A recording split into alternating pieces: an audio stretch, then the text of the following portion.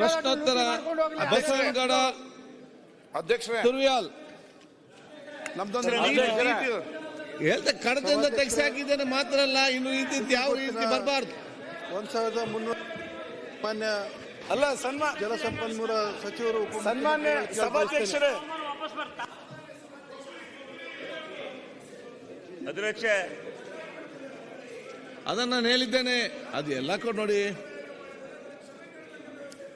ಆಯ್ತು, ಓಕೆ ಅಧ್ಯಕ್ಷರೇ 100 ಹೌದು. ಫಸ್ಟ್ ಪ್ರಶ್ನೋತ್ತರ ಆದ ನಂತರ ಎಲ್ಲ ಬೇರೆ ಎಲ್ಲ ವಿಚಾರ. ನೆಕ್ಸ್ಟ್ ಅಧ್ಯಕ್ಷರೇ ನಮ್ದು ನೀಟ್ದೊಂದು ಗಮನ. ಆಯ್ತು, ನೀಟ್ ಉತ್ತರ ಆಯ್ತು. ಈಗ ಕೂತ್ಕೊಳ್ಳಿ, ಎಲ್ಲ ನೀವು ಕೂತ್ಕೊಂಡು ಇಂದು ಬೇರೆ ಈಗ ಹೊಸತ ಒಂದು. ಮತ್ತು ನನ್ನ ಮತಕ್ಷೇತ್ರದ ಕನಕನಾಲ ಪ್ರಾಜೆಕ್ಟು ಈಗಾಗಲೇ 20 ವರ್ಷಗಳ ಹಿಂದೆ ಈ ಒಂದು ಭಾಗದಲ್ಲಿ ರೈತರಿಗೆ ಭಾಳಷ್ಟು ಅನುಕೂಲವಾಗಿತ್ತು.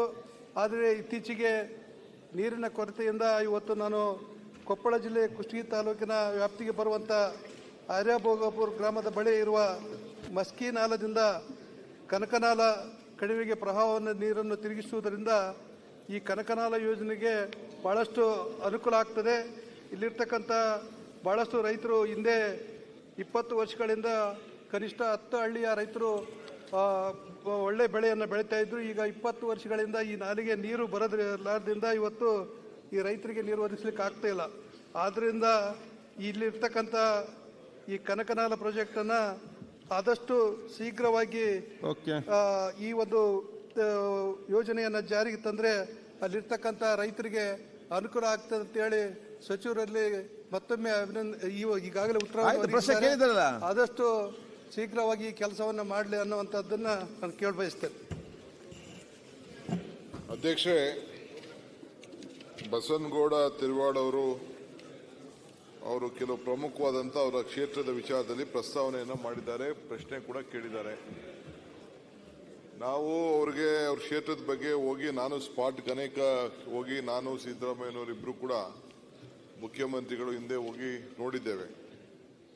ಅವ್ರಿಗೆ ಒಂದಾಗಲೇ ಒಂದು ದೊಡ್ಡ ಯೋಜನೆ ಈಗಾಗಲೇ DPR ನಡೀತಾ ಇದೆ, ಏನಾರು ಮಾಡಬೇಕು ಅಂತಿದ್ದೀವಿ, ಇದನ್ನು ಆಗಬೇಕು ಅಂತ ಕೇಳಿದ್ದಾರೆ. ಅದು ದೊಡ್ಡದು, ಸುಮಾರು 980 ಕೋಟಿ ರೂಪಾಯಿದು ಒಂದು ಕಾರ್ಯಕ್ರಮ ತೆಗೆದುಕೊಳ್ಳಿಕ್ಕೆ ಅವ್ರ ಕ್ಷೇತ್ರದಲ್ಲಿ ಹೊರಟಿದ್ದೇವೆ. ಇದೊಂದು ಚಿಕ್ಕದು ಕೆರೆ ತುಂಬಿಸುವಂಥದ್ದು 134 ಕೋಟಿ ರೂಪಾಯಿದು ಪ್ರಸ್ತಾವನೆ ಕೊಟ್ಟಿದ್ದಾರೆ. ಇದು ಪರಿಶೀಲನೆ ಮಾಡ್ತಾ ಇದ್ದೀವಿ. ಇದು ಫೈನಾನ್ಷಿಯಲ್ ಗಮನಕ್ಕೆ ಫಸ್ಟ್ ಮೇಜರ್ ಅವ್ರದ್ದೊಂದು ಅದೊಂದು ದೊಡ್ಡ ಸ್ಕೀಮ್ ಇದೆ, ಅದನ್ನು ಮುಗಿಸಿ ನೆಕ್ಸ್ಟು ಇದಕ್ಕೆ that is what I am telling you. 980 ಕೋಟಿ ರೂಪಾಯಿ ಮಾತು ಕೊಟ್ಟಿದ್ದು, ಅದು ಮುಗಿದಾದ್ಮೇಲೆ ನೆಕ್ಸ್ಟ್ ಫೇಸಲ್ಲಿ ಇದನ್ನು ತೆಗೆದುಕೊಡ್ತೀವಿ. ಓಕೆ ಸರ್, ಧನ್ಯವಾದ. ಈಗ ಕಾರಮ್ಮ ದೇವದುರ್ಗ.